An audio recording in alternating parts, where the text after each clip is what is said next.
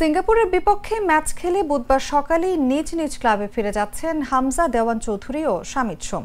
বুধবার ভোর 6:30টায় টার্কিশ এয়ারলাইন্সের একটি ফ্লাইটে এই দুই তারকা ফুটবলার একসঙ্গে ঢাকা ত্যাগ করছেন। তুরস্ক থেকে দুজনের পথ আলাদা হয়ে যাবে। হামজা ধরবেন ইংল্যান্ডের ফ্লাইট, শামিত কানাডার।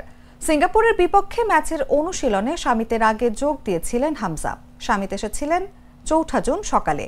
তিনি ওই দিন ভুটানের বিপক্ষে ম্যাচ খেলেননি। সিঙ্গাপুরের বিপক্ষে ম্যাচ দিয়ে বাংলাদেশের লাল সবুজ জার্সিতে অভিষেক হয়েছে কানাডা জাতীয় দলের হয়ে 2 ম্যাচ খেলা শামিতের। হামজা চৌধুরী 3 ম্যাচ হয়ে গেল বাংলাদেশের জার্সিতে। 25শে মার্চ শিলংয়ে ভারতের বিপক্ষে অভিষেক হয়েছিল হামজার। দ্বিতীয় ম্যাচ খেলেছেন 4 জুন ভুটানের বিপক্ষে। ওই ম্যাচে 2-0 ব্যবধানের জয়।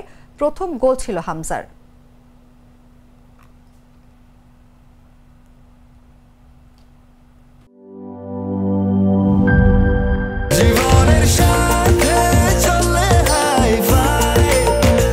স্বাস্থ্যকর অল টাইম ফ্যামিলি কেক, সব সময় অল টাইম হেলদি লাইফ।